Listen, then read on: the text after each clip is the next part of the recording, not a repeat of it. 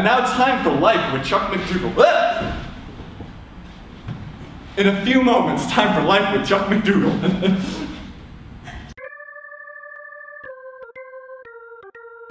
It looks like first up in Queens, New York, students at the Robert F. Wagner High School are being forced to take gym classes to graduate instead of mandatory classes like math or English. They also changed their slogan to Football Pass, Good Bird. In Missoula, attorneys gathered to come up with a lasting solution to the wolf population problem taking place in Idaho and Montana. Some wolves showed up themselves for representation. Unfortunately, no one could tell them apart from the lawyers. According to recent studies, people who work night shifts are very rarely getting proper, natural sleep, and it is affecting their health. Now, I call BS on that. I haven't slept in weeks, and I feel fine.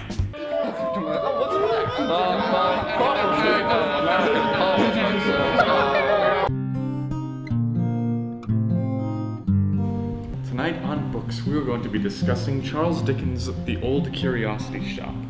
This is a very nice book, something that everyone should be reading if they ever want to get into classics.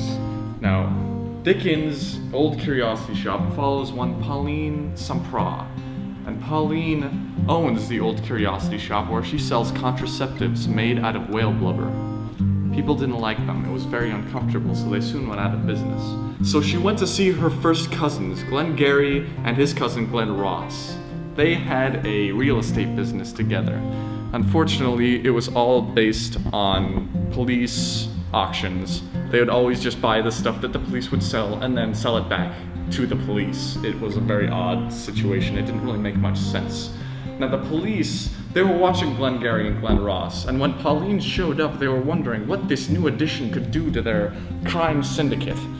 Now, Pauline was a very, very shrewd businesswoman. She had a way with making sure people would buy her products all the time, mostly involving a hammer to their face if they didn't buy.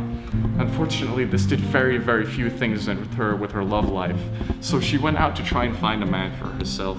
She went down to Argentina where she heard that the men were very, very butch and very, very good to women. Unfortunately, this was wrong.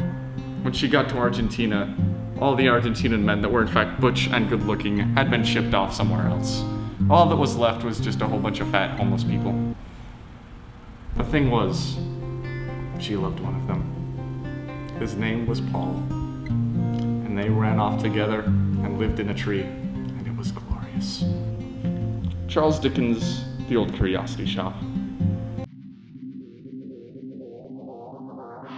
Tonight on Tell Me How, Chuck, we're going to be discussing how to throw the perfect dinner party. Now the first thing you need to remember is preparation is everything.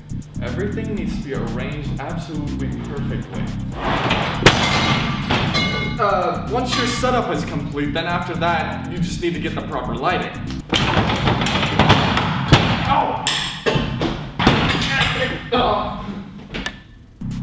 Actually, lighting isn't really all that important. What's really important is to have the proper music.